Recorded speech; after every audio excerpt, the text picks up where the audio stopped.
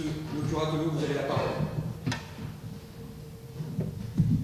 La droiture, la doxa, l'opinion commune, la bonne pensée conformiste voudrait nous faire croire que la rectitude est nécessaire, qu'il faut s'y conformer et s'y soumettre.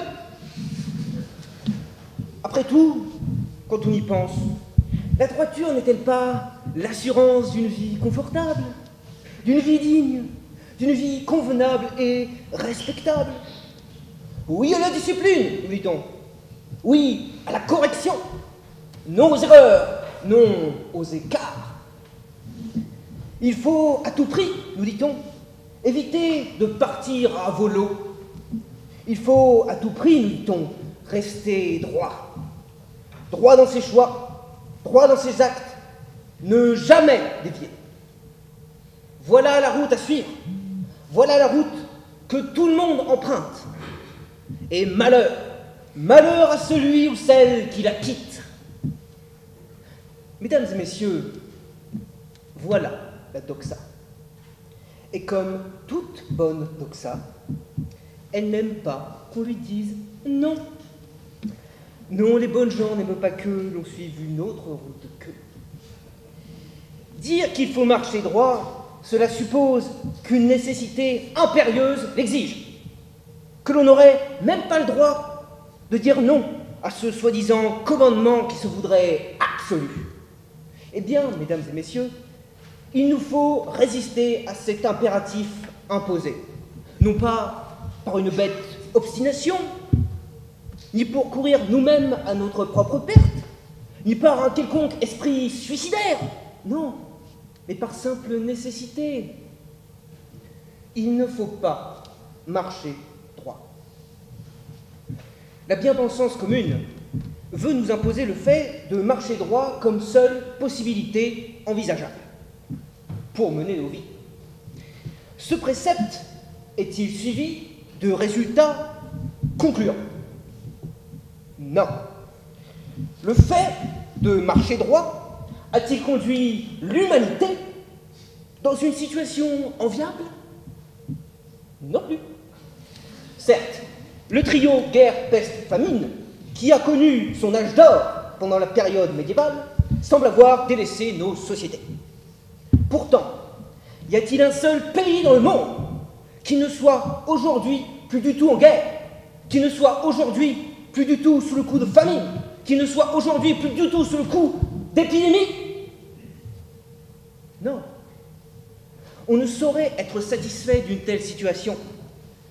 Pourtant, depuis le Moyen-Âge, l'humanité semble avoir marché droit.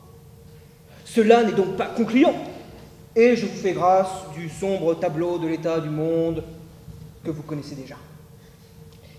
Peut-être alors que marcher droit, ce serait cela, continuer à faire la guerre, affamer et à rendre malades les populations, puisque c'est ce qui semble encore caractériser le monde actuel, et que celui-ci prétend marcher droit. Mais qui voudrait d'un tel précepte?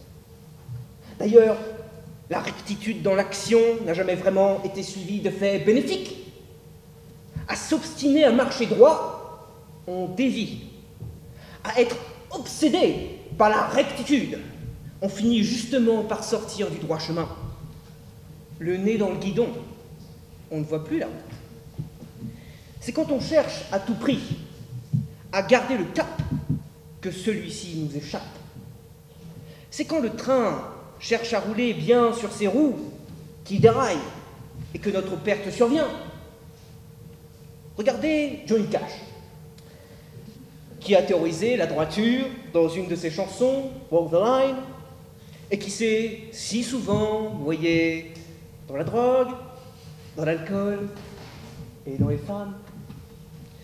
Observez également la devise de la famille noble La Trémouille, jamais hors de l'ornière, qui invitait les membres de cette même famille à rester dans les sillons tracés par leurs ancêtres.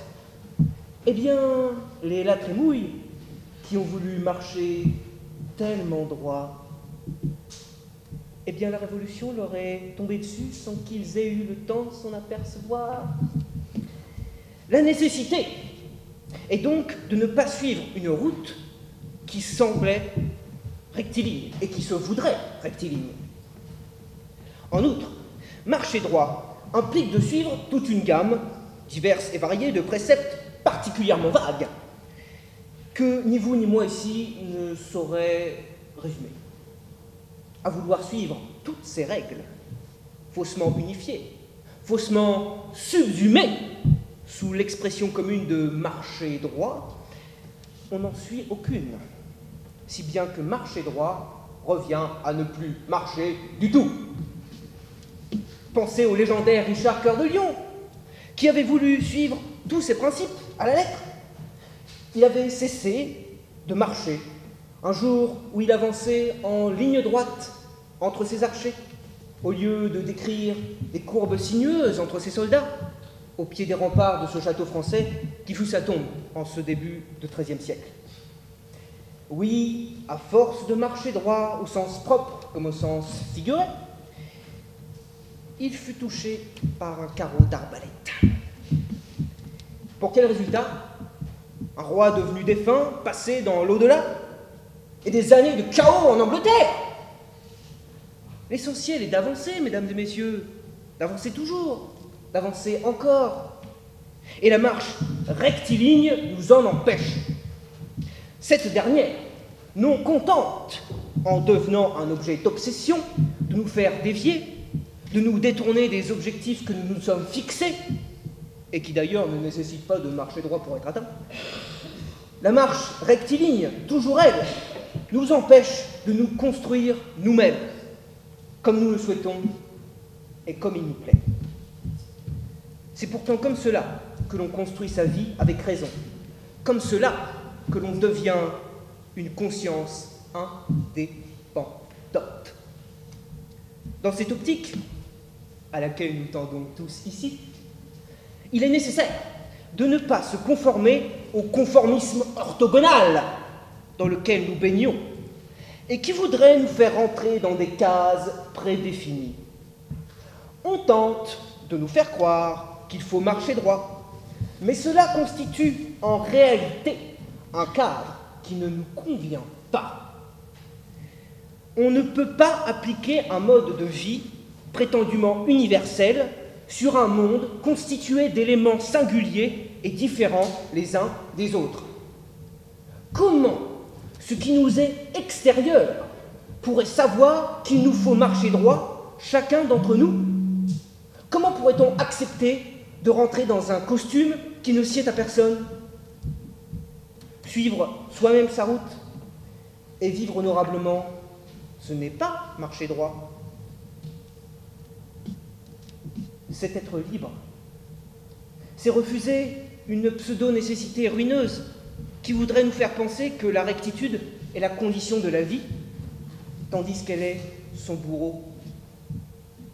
Mesdames et messieurs, la société ne peut pas savoir pour nous, pour chaque être singulier que nous sommes, ce qui nous fait avancer. Dans tous les cas, ce n'est pas le fait de marcher droit.